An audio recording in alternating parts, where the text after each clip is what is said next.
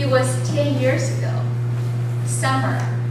My husband and I took a trip to Tibet in China, the remote place, beautiful place.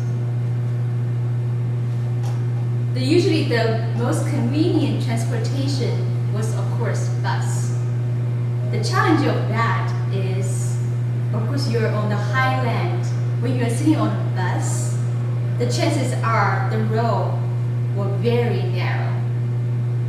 Almost like if you sit right next to the window, if you look down, you can see the deep bottom that you can't even see the bottom just down. And then when you look up, you see the mountain high up into the sky. And of course, the sky was blue. And then something interesting happened in our trip that we completely didn't expect. And it's also completely the opposite when you think of such a remote, peaceful, beautiful place. Here is what happened. It started as a not ordinary day.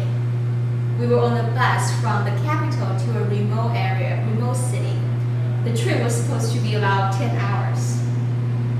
In 8 hours in our trip, we actually stopped in a small town.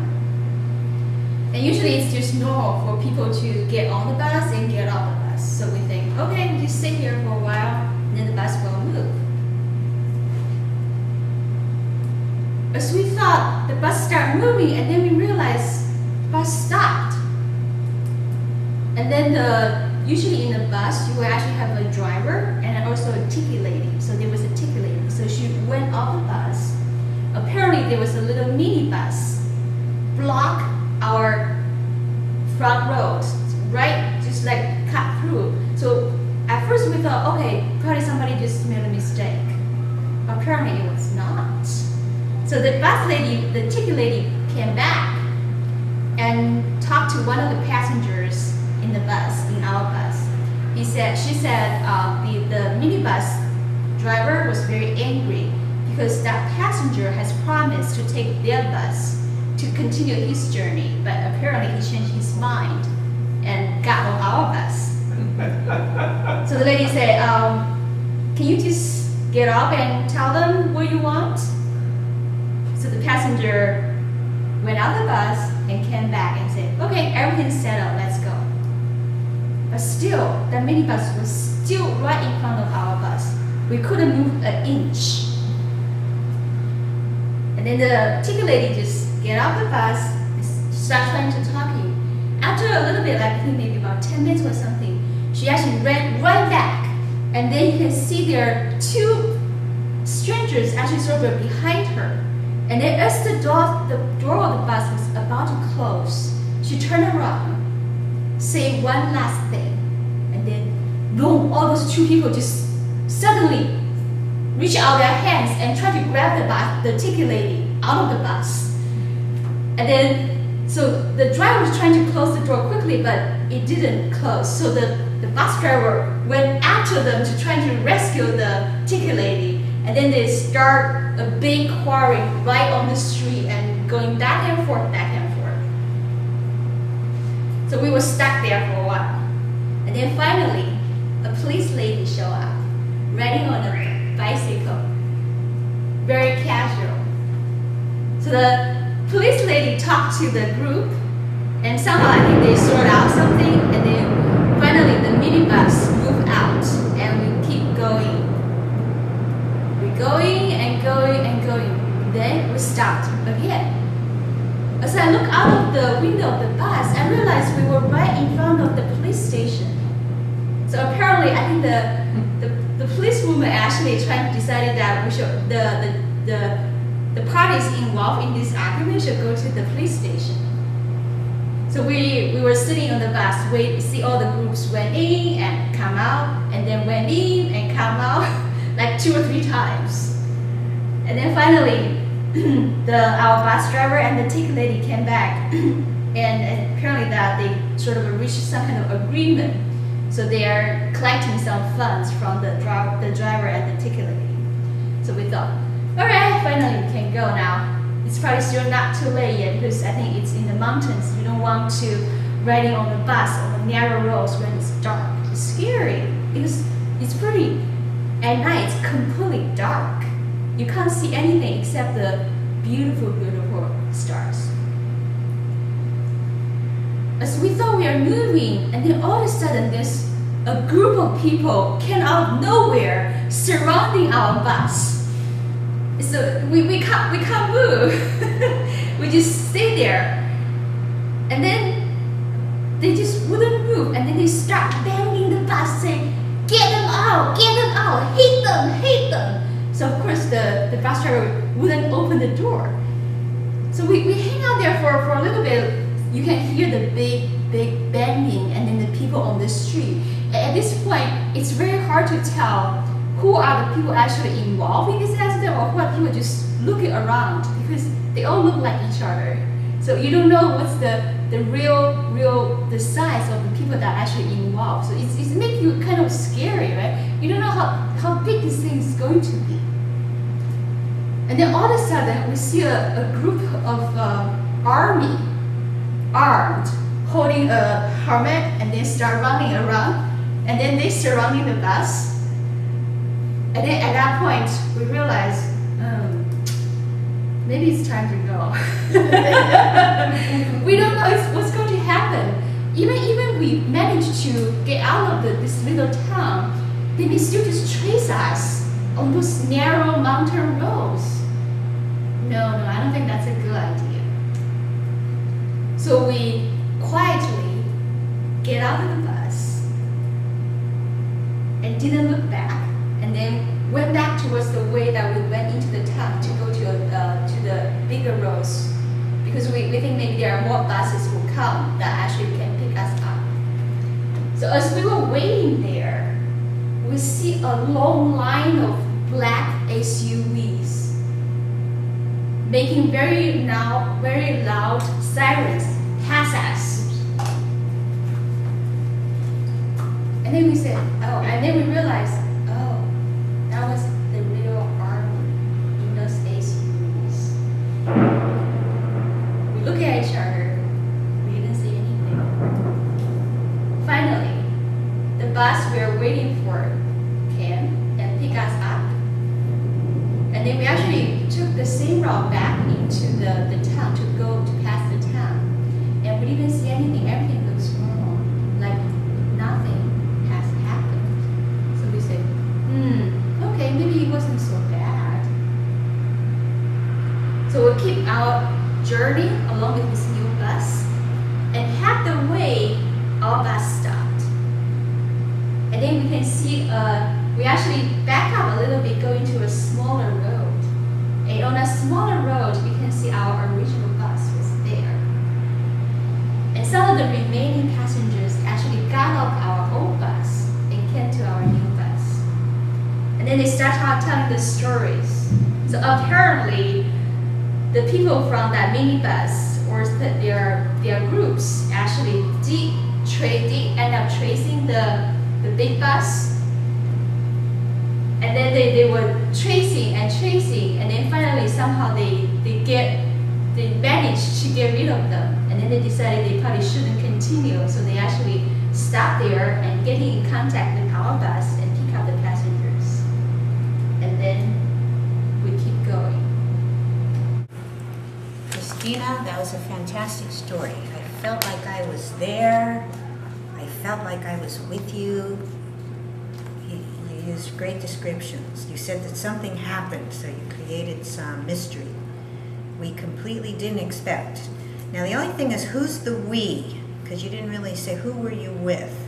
And it would be good to just say who you're with and what they look like. Maybe give three things. They had brown hair, a turquoise blouse, and about my age, something like that. You used good voice variation. You used humor. The police lady on the bicycle, you described her a little bit. I could picture her on her bike. Makes you scared. Now that would have been a good opportunity to come out of your story and check with the audience.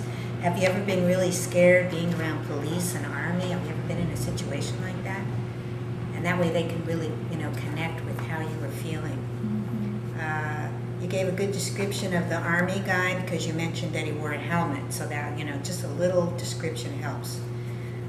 Then you talked about the black SUVs with the loud sirens. Again, giving that description of what you could hear, what you could smell, what you could see, always adds to the story.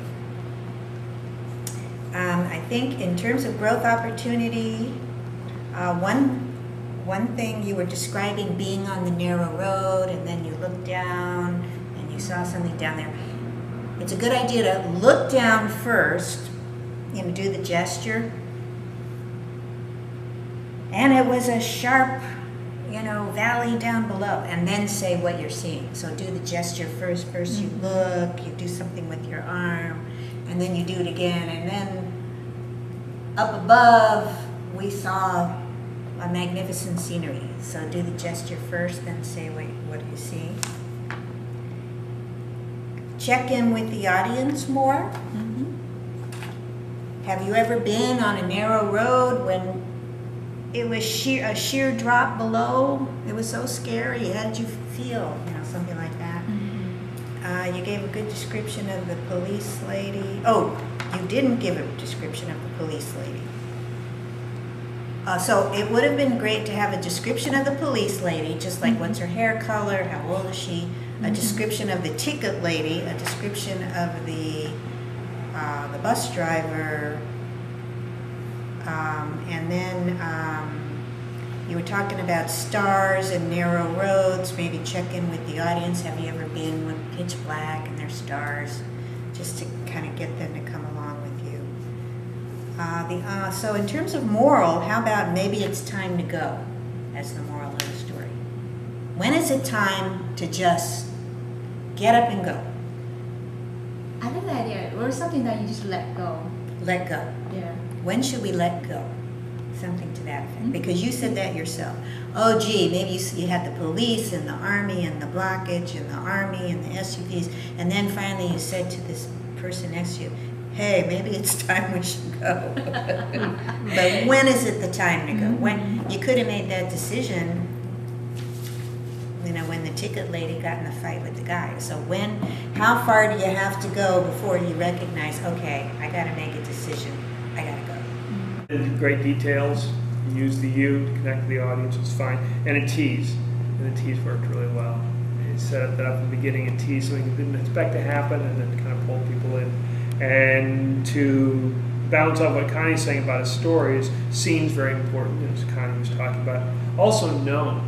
Kind of what's the background of the situation? Is this normal buses? Something like, I know that buses sometimes was it China? Yeah, it's in China. The buses in China can have all sorts of strange problems going on, but I never really expected this problem to happen. Something like that. So you know already there's problems usually, but this is going to be something extraordinary that begins the conflict. And then dialogue. You had dialogue, but really didn't really do much. The situation kind of escalated things, but dialogue could build one. And the bus lady said, "You moron!" And then went to the bus. And then the door slammed. And then they started pounding on the door. And the bus driver said, "Hold them off! Hold them off!" And we said, "What's happening? Stay away from the windows. Stay away from the windows."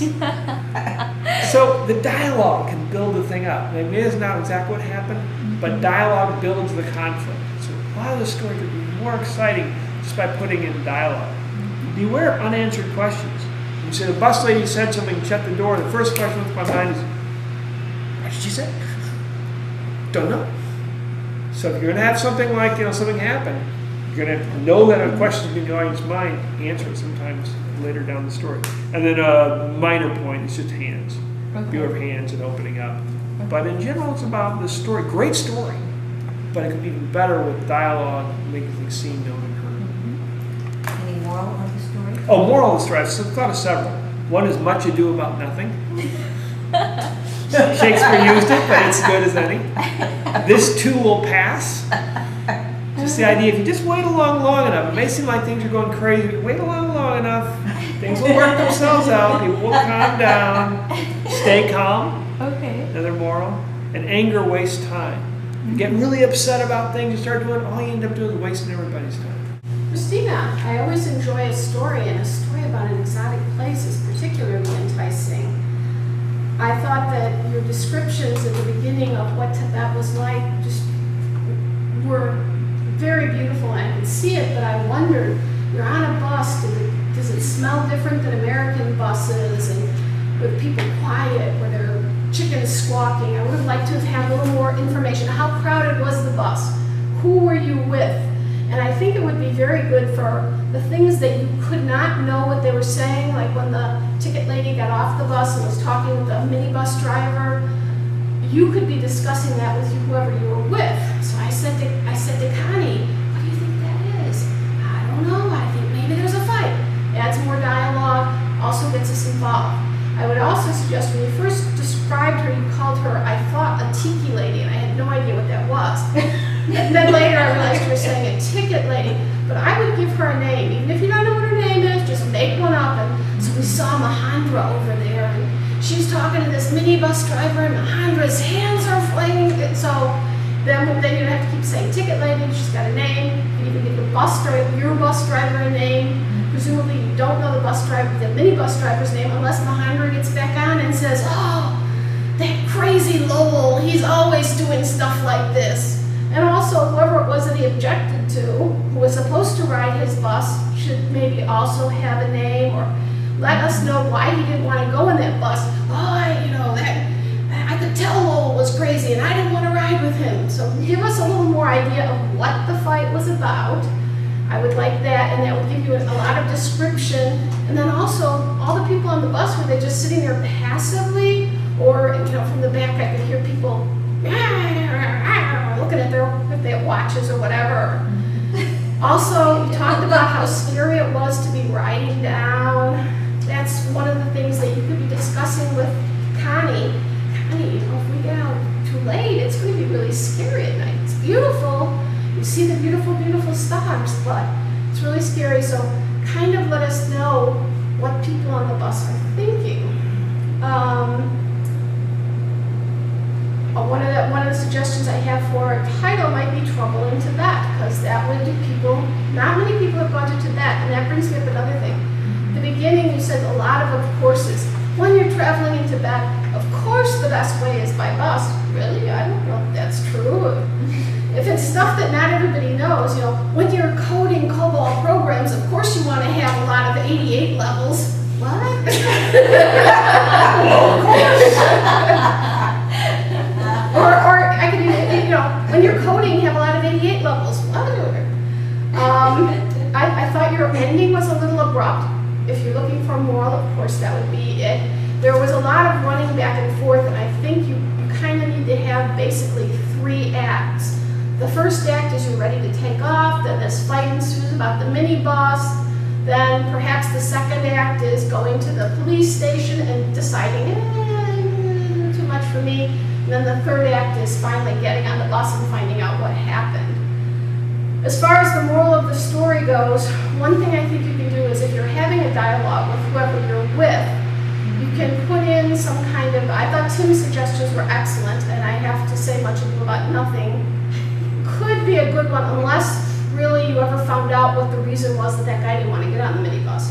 But you could also make up your own moral because you really wanted to go on this trip or you really didn't want to go on this trip, and you can either end and say, after that we had no problems and our trip was wonderful, which proves that you should always listen to what I say, or never listen to what Connie says, or you could say, it was just awful, so I should have listened to what Connie said, or it was just awful, so Connie should have listened to me. And that could be the moral. Always listen to whichever one of you choose to make correct.